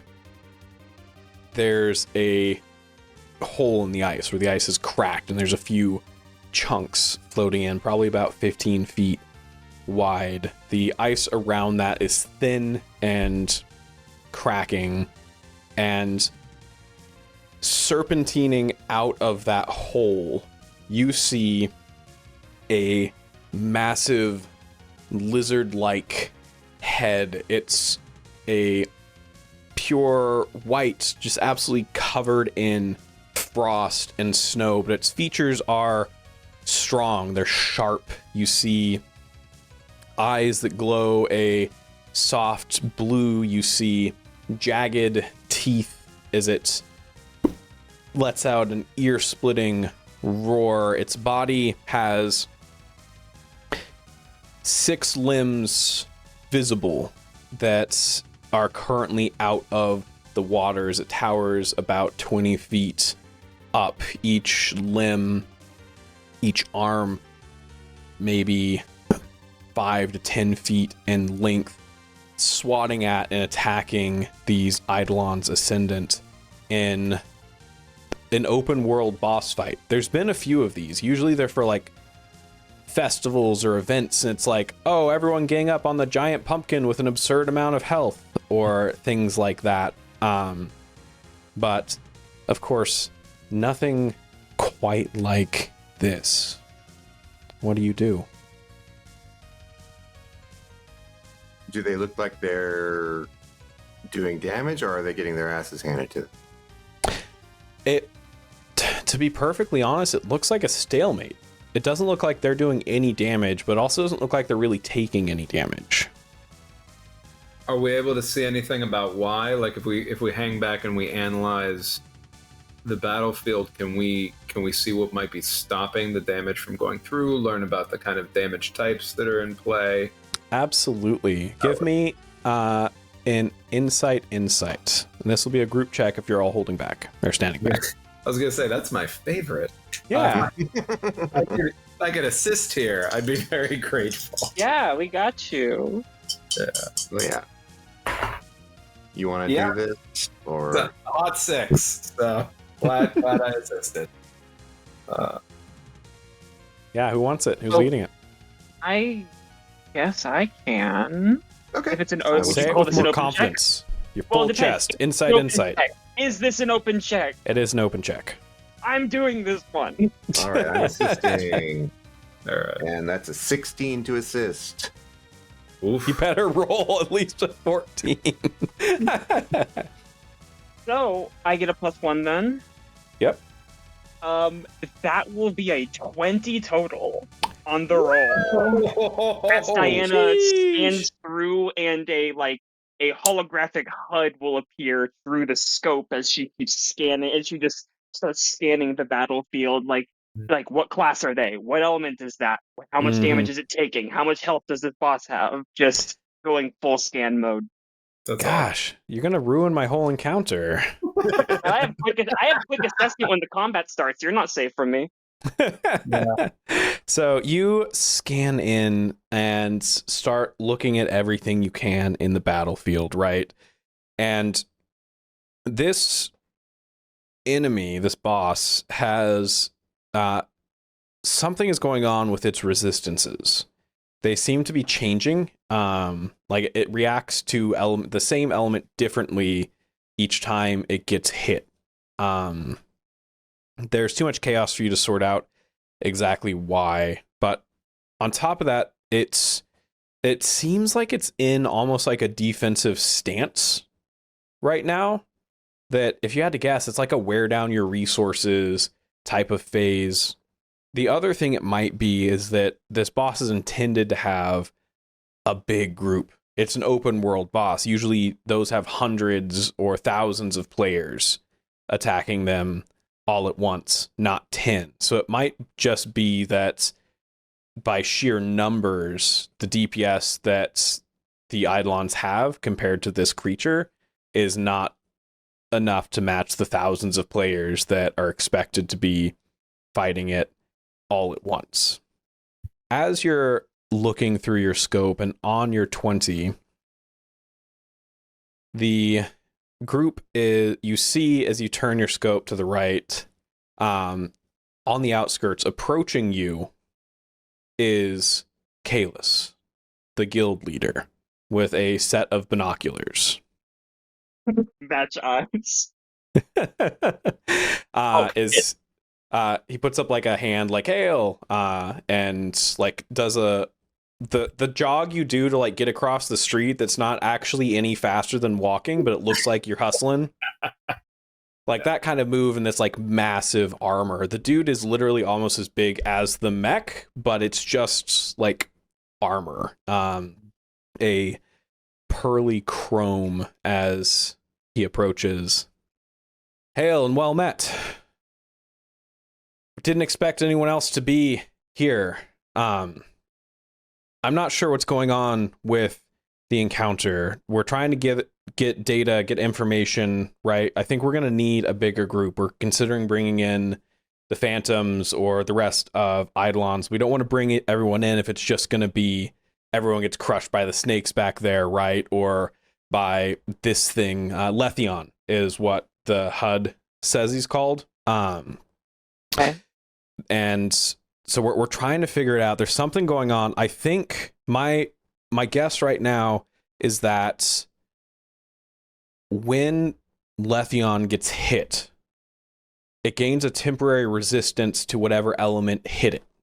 I think the key to this fight is to switch which elements you're hitting Letheon with, but there's something I'm missing. It's the defense this guy has is insane. Even if we threw 1,000 people at it, you need top DPS to just get past the base defense. So there's something, maybe an environmental puzzle or some piece of dialogue that we haven't figured out in the lore or something like that going on. And you immediately, all three of you, see friend requests pop up from Kalis. Ooh, okay. So I think Eddie back channels Diana and Becky together to be like, Diana, this guy a friend of yours? And separately to Becky, be like, Bex, whatever you want. This is the head of Eidolon, yeah? This is like guild leader. Yep. I think I messaged back, it's Eidolon's guild leader. I wouldn't trust him as far as I could throw him. Okay, why do you think he's giving us so much information for like nothing? I think he's trying to conquer this objective and isn't getting anywhere. So he's. Can I get a read on his tone? Yeah, absolutely. Give me a willpower insight. Yeah, we'll do. That'll be an 8 total. An 8 total. It's hard to get a read on his tone. It's muffled through the helmet. And it's excited or agitated. It's definitely like what I would call in my personal life like activated, right? A heightened emotional state of some kind, but it is hard to read if it's a positive, if it's a negative, maybe a little bit of both. I think I'm going to make sure my profile is set to private, but I will hesitantly accept the friend request. Absolutely. And I think I'm going to message back to our party chat, just saying something squeegee about this. I don't like it. Yeah, but we'll get more information if we play along. So I think she'll finally say something out loud and go, "Well met." I've just been standing here silently. Right. I assume that all the DM communication has happened. I get it. I don't fully understand how you all got here, but anyone who can find this place at the same pace as us deserves to be here. Thank you for saying we deserve to be here. Side chat to Becky. Bex, do you know of any way that we could hide Astra? Astra is on your shoulder. Kalis has absolutely seen Astra. 1,000%. Oh yeah. He's still asking. He wants to know. I moved from Eddie's like Tankley's like eyes line to look at Astra and then look back at him and look at Astra and look back at him. Have you tried putting her in your inventory? I think I actually do. As I say that, like I 100% give it a shot. See if I can put her in my inventory. Put her in your inventory absolutely does not work. Not a valid inventory item. Could we de-equip her as a companion so she's still like an available companion, but she's not actively in the party? Yeah, you go and remove her from the party like you would a normal companion. You see she drops from the party, but she's still there. She doesn't despawn like you'd expect. I think with that, we probably want to re-equip her, right? Yeah. Yeah, if she can't disappear, then we need to keep her on there, yeah. Okay. All right, so we re-equip her, and I think Eddie just decides he's not going to acknowledge that she's there. He's just going to hold tight to her. Kalis doesn't seem to be don't worry about it. saying anything about it either. That makes you feel any better. Well, what Eddie does do is make eye contact with Kalis and turn on his theriomorphosis to Sera, and just starts right with lightning across the eyes and over his arms and his paws, and he just smiles that big toothy, line grin at his. I will say Diana with the telepathic channel from Eddie with Tankley's, I think is going to say something to Becky and be like, "Do you see anything through the visor?" Yeah. On Kalis, yeah. Let's see. Pulling up the visor, it's not like a thing you look through. It's like a movie. It's like you're watching a 3-dimensional movie. Okay, gotcha. But yeah, does anything pop up from that? I guess what I'm asking. No, nothing unusual. This matches the exit that shows up in the movie, but in the exit, it's just what you now recognize as this flat expanse of lake and not a giant hydra. All right. So I've seen this. Is this the lake from the art book? Yes, absolutely it is. All right. Interesting. Yeah. So I think that Becky has the idea that, hey, I'm going to show up this asshole. Mm-hmm. And so she's going to start studying the battle, but specifically studying the behavior of the creature. of the, what was it called again? The Letheon. Letheon. I like that name, by the way. It's Yeah, right. Mm-hmm. You kind of ignore Kalis and examine the battle, and kind of being rebuffed by the group a bit. Kalis stays next to y'all, but pulls up his binoculars. And for anyone listening, he quietly explains like the classes and builds for the people that are there. And it's like, we got 2 more that are running back right now. Had to do a corpse run. Didn't got surprised by some of the snakes in the back, and they're these classes, right? And giving a little bit of a play-by-play of what's happening. But again, riding on that 20 from earlier, I'm not going to make y'all re-roll to examine this fight. What Kayla said, it makes sense. Looking at the elemental attacks, it seems that whatever element Letheon got hit by most recently, he has some sort of resistance to. And you also do see that, yeah, it's very defensive. Letheon's not actually attacking. He's got 6 limbs up. He's got a big, massive, like, jaw. He's very dragon-like. You expect some sort of breath weapon, maybe, like some claw attacks. But for the most part, he's just deflecting attacks, as though waiting for something. Ooh, that sets off alarm bells in Yeah. little Phoebe's head.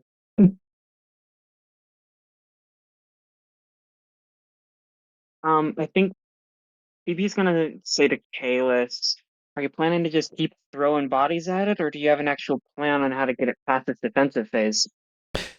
Right now, everyone on the crew is running a set of diagnostics mods so that we can get a readout on the fight. We're going to break in a bit to go over that diagnostics data and see what we can pull if there are any particular attacks. We're kind of trying to go through every kit for every class and see if maybe there's a particular, like, small, not frequently used ability or something. If there's something in the open magic that, like, we've gotten figured out in the wiki, just something to trigger something more. Past that, we just need more damage, and I don't know how to get more damage than the best damage in the game, so I'm at a loss. While he's talking, Becky is looking up to turn to Astra.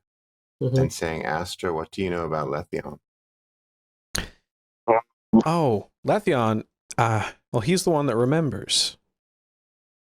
This is the lake that remembers. And Kalis immediately doesn't say anything, but is studying Astra. Drop bloom dialogue, it's the same. Those are the most bosses in this area. Just completely lying. Like, she did, like, without moving her eye from the sniper visor, Diana will say that through the game chat out loud. Yep. Of course. Yeah. He doesn't believe me, but that doesn't matter. It's fine. It's fine. Don't worry, though. He's friendly. Is he now? So I moved the visor to look at Letheon's head. It looks like a very angry, old, like, Chinese dragon. Yeah, real friendly looking. Mm-hmm. Well, he just has a grumpy face, but he's an old friend. Well, let's go and talk to him then. Yeah. You, as soon as the moment you set foot on the lake, Letheon turns and looks There we go. immediately at the group. Kalis has stayed back with the binoculars, is just observing. And the eyes go red as it looks at the group. Anomaly detected. Memory Shit. purge. required. State your name and designation. State your name and designation. I'll look towards Astra, I think. See how she's reacting. Astra is confused. But Becky pipes up, beats says, I'm Astra. sysadmin. Becky beats sysadmin. Becky beats sysadmin. Confirmed. State your name and designation. Tankly's unleashed. Tankly's unleashed. Confirmed. State your name and designation. Kind of rolls her eyes and Hollow Point Phoebe. Hollow Point Phoebe confirmed. State your name and designation. And all of the Eidolons here are watching y'all now. Yeah. Sorry, Is- Love Table, what was the second thing that Becky said? You said Becky beats in something else? Sysadmin. Sysadmin. Sysadmin. Like a system administrator. Okay, cool. Yeah, I wasn't sure. Yeah, okay, so designation. That was the designation part. Yeah. Okay. And Astra pipes up. It's like, Astra. Designation not confirmed. No Astra found in database. State your name and designation. Final warning. Tankly's unleashed sysadmin. And Simi's like, please don't make me administer this system.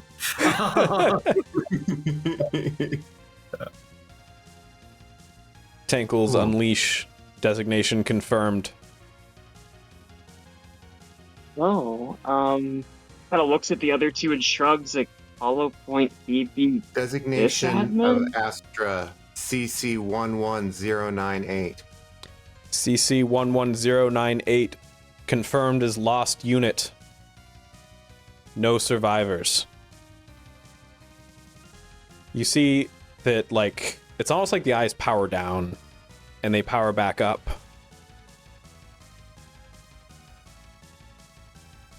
Who is Astra? Why do I not know you?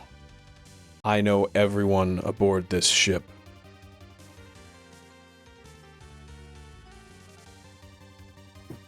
The one who remembers. It kind of says. I think it's a little bit whispering under her breath, and it bleeds through the telepathic communication. Mm-hmm. Corrupted memory must be purged as what you now recognize as chrome armor sheds from Letheon.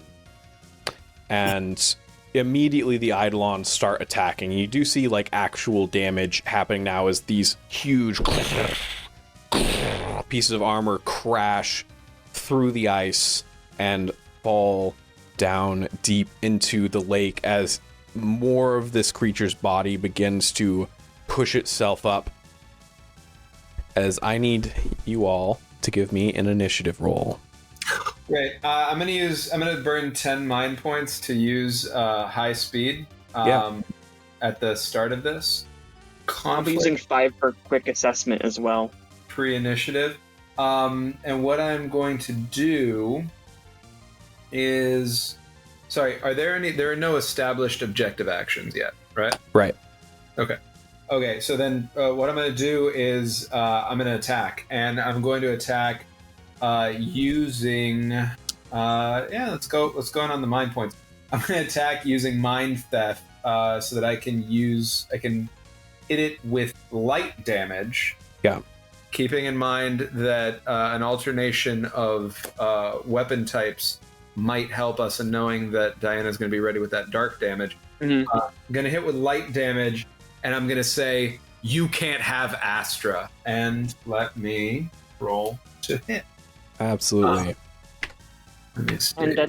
And for quick assessment, I would love to know one of the traits of Letheon, Of course. meaning the theme, identity, or origin. So, does a 12 hit? hit. Give me one moment. No worries. 12 does hit. Okay, so that is 22 light damage. 22 light damage. All right. As you immediately rush up to Letheon, as it spirals down to the ground, almost slithering just a few feet off the ground to meet you as you lay into it with your mind spike. Okay. I'm sorry, what did I do? And then Phoebe, the trait that you get from Letheon is emotionless. All right. We can work with that. Cool. All right, Tankleys, I assume you're leading our roll here. Yeah, I am. It's going to be a 27. Well, let me check my notes here and see if a 27 beats... I think it beats basically any initiative ever. All right. So, 27 beats it. Who wants the first round? Or first turn, rather. I will say, since Eddie hit it with light damage, it might be advantageous from a strategic perspective to go with dark damage. Yeah. Main thing I'm thinking, though, I could guard and then do extra damage with Hawkeye. And then I'm also safer depending on what damage he does. Right. Well, and it doesn't seem like we need to pattern like opposites. We haven't seen that. Also, Yeah. the other thing I'm thinking about, though, is we haven't actually seen what this new phase, this mechanic is. We don't even know if that's going to be exactly the same. But I think you're right, though. I think it's a good starting point. I think I'm going to do the other option for Hawkeye. I'm going to take the guard action, if it's okay with me going first. I'm going to take the guard action and do a free attack. Okay. With my high roll of 0. All right. What is that to hit? That'll be a 10. I don't know if that'll hit. A 10 does not quite hit. Yeah, I think it just goes like he kind of, seeps another little bit of the rot into her blaster, and a black thunderbolt just raises over the side of Letheon, or even maybe bounces off the hide. Absolutely. Letheon turns to Eddie and is going to go ahead and take a dive at you. Okay. Dice ready.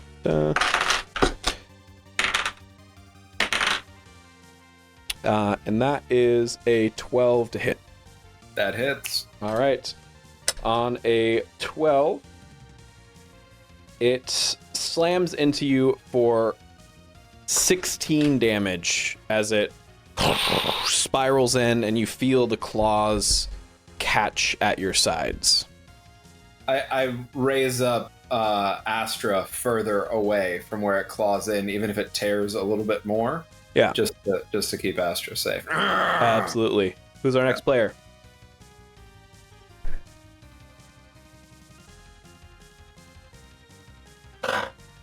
Still thinking. How about you, go? Yeah, I think as a hit back with the Theriomorphosis, already got the Electrophora up. Just gonna hit right into the piece of it that just clawed into me, right? Absolutely. Give me an attack roll. Yeah.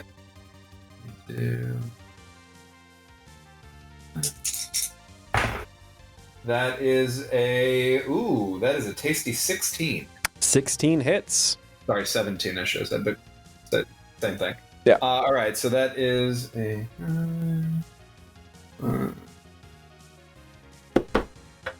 That is 23 lightning damage and electric damage, and they're slowed. All right. You see that the slow does not take effect. Copy. Which doesn't surprise me. I would assume that a boss like this isn't going to be affected like that. Yeah. As it slithers around, you see it coil around Eddie, and the chest, which had already dropped its sort of metallic armor, opens up, and you see a set of guns inside of it that fire off. Gun Hydra! Gun Hydra! And that Mini is Gun Hydra. a 13 to hit. Yeah, that hits. You take 12 damage, and Astra takes 12 damage. No! No! That's bad. As the Gatling gun blows through the two of you. So I just, at a flavor level, I think that Eddie has Tankleys hold on to Astra as much as possible, but maybe the bullets still come through to hit. And just looking at Astra's face, like, it's gonna be okay. I'm okay. You can do it, Eddie. No, sorry. I'm okay. You can do it, Tankles. Yeah. I'll do it for you, Astra. All right, so that brings us to Becky. Yeah, Becky is convinced right now that fighting is not what needs to be done. So she is going to try to assess the second form of Letheon, with its gun chest and fallen armor and such. Yeah. To try to gosh, what is she assessing? She wants to find out what its current purpose is. Okay, give me a study roll. Insight. Or actually, I'm going to make this insight willpower, because you're trying to understand the NPC. Oh, that's just such a damn pity, because I just rolled so good. I'm sorry. Oh, I literally That's it. rolled 2 10s. oh no! The best Tell you what, roll. I don't want to lose that. What's your top roll on willpower? 8. We'll say you rolled 2 8s. So I don't want to lose that double 10. 'Cause that feels good to hit, and I don't want to take that from you because Yeah. I had a last minute change. So on 2 8s, a critical success as you study this thing. This clearly seems like a combat mode. Like, it's thin, it's full of weapons. Previously, very much defensive, very armored up, very, like, kind of staying in place. Now it's moving rapidly around the battlefield. You see, separate from Letheon, the Eidolon's Ascendant are, like, seemingly, like, very quickly discussing amongst themselves what to do and if they should, like, hop in the fight. And it seems that they have decided to hop in and are, like, charging to also fight Letheon with y'all. But Letheon seems pretty laser focused on Astra. Astra is the one that did not have a designation, did not have a name that Letheon remembered. And so Astra seems to be what Letheon is after. Okay. But the gamer in Becky thinks Astra can't be the only trigger here, because that doesn't make sense. A unique companion like this isn't something that would be the necessary trigger for a second phase of combat. You think it might be like a little bit of luck here, but you suspect that there is like something additional that might trigger or have triggered the combat phase overall, and then it was just NPC interaction. Okay. Yeah. I'm flashing of insight. You for absolutely sure. are. You also get an opportunity. Oh, I love opportunity. So for my opportunity, yeah, no, I think I'll keep on the theme and get information from my opportunity. Introduce a detail. Oh, I get to introduce you? Yeah. Shit. I wasn't prepared for this, Bastion.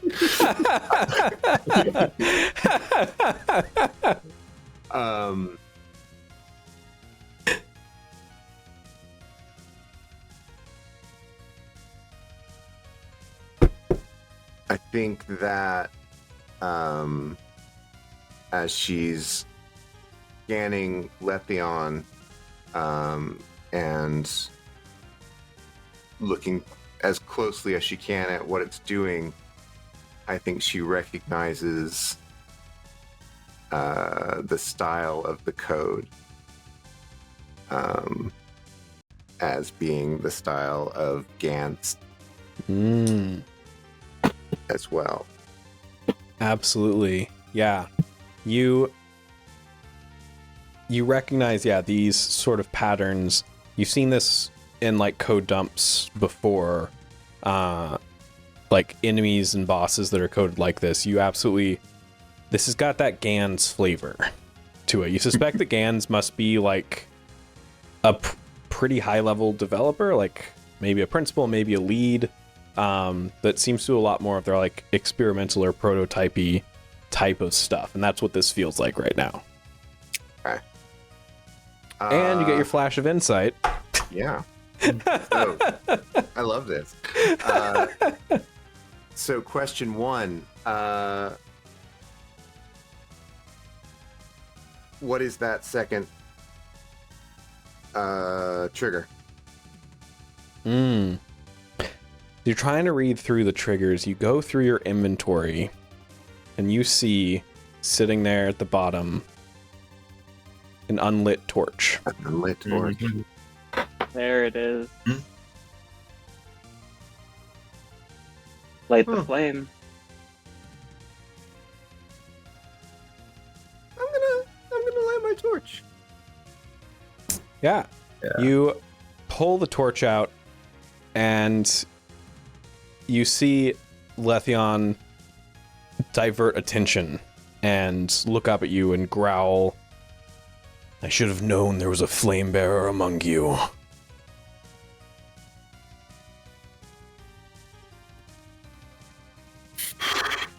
Oh, that's my turn.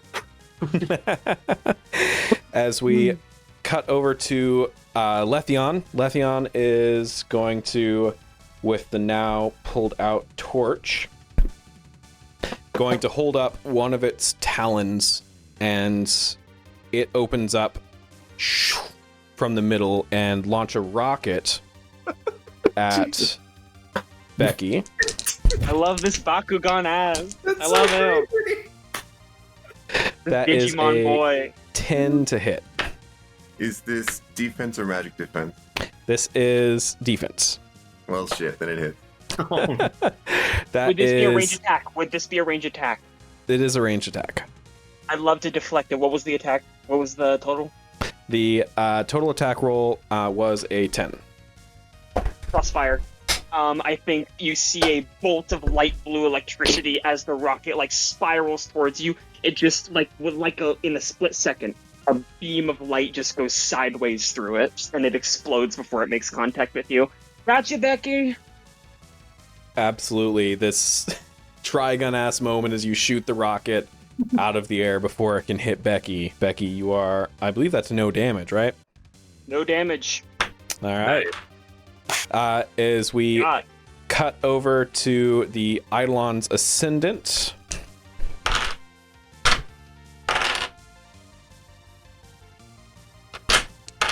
Who I should have pre-rolled for. In total, they begin laying in. It takes them a minute to get there. They don't get their full force out, but they deal an additional 40 damage to Letheon as they all start to lay in. That brings us top of the round. Who wants it? If it's okay. Yeah. Like, real mad at this Letheon for having dared go after Bex right after it shot at her, and calling Bex a torch bearer. Okay, or a fire bearer. All right, let's do that. Can we use a little bit of mind theft again here? All right. And look up at this thing and its stupid eyes, and I'm gonna say, "Burn, bitch!" I'm gonna cast fire damage at it with this. So let me roll hit. Does an 11 hit? It does.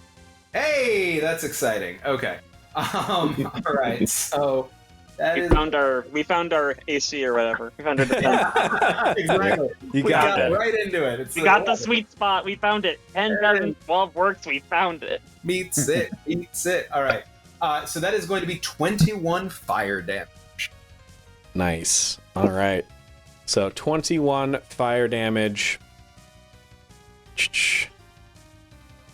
Math. 116. Great. Letheon is going to turn to one of the healers on Eidolon's Ascendant. And Letheon's going to get a crit. Nice. As I'm happy because it's not me. Yes, Yeah. We're not getting They're crit. not our party, They also so- get- they still Okay, get an whatever. advantage, but hopefully it won't be that bad. you see Letheon spiral down under the ice, creating a huge hole.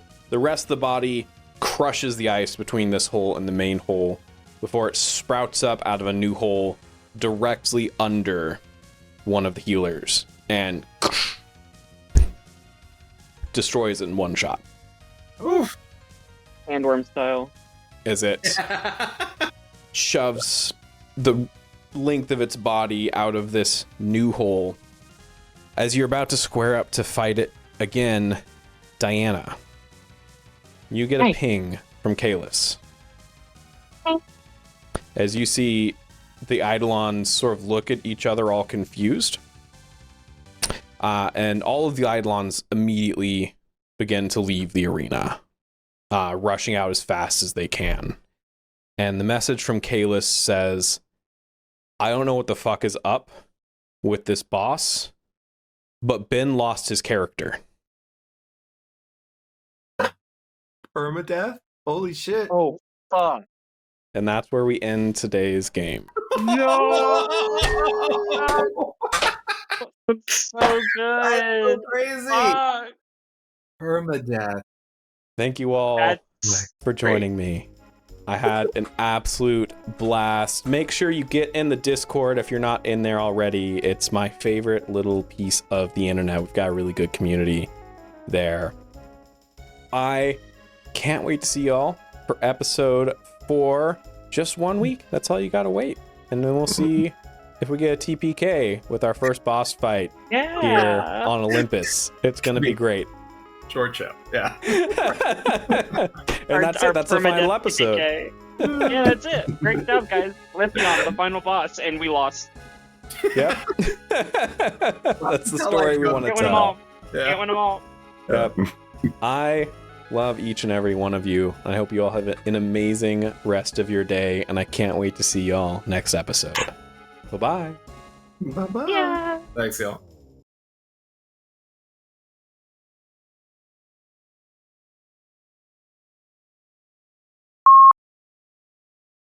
Ah. All right.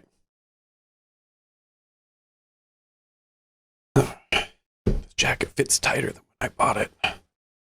It looks good. Oh, no. Thanks. It looks good. Hold on, now I have to sneeze. What is going on? We haven't even started this episode, and I'm just a fucking wreck, y'all. Ugh. You got stabbed in the ankle like 20 times today. At least. I'm At sure least. 20 to 30 times. Yeah, at least 20 or 30 times. Yeah. Make sure to join the Discord for potential feet pics. Don't advertise that. Shut up. Shut up. All right, fine. It's pixelated on the Discord. But all right.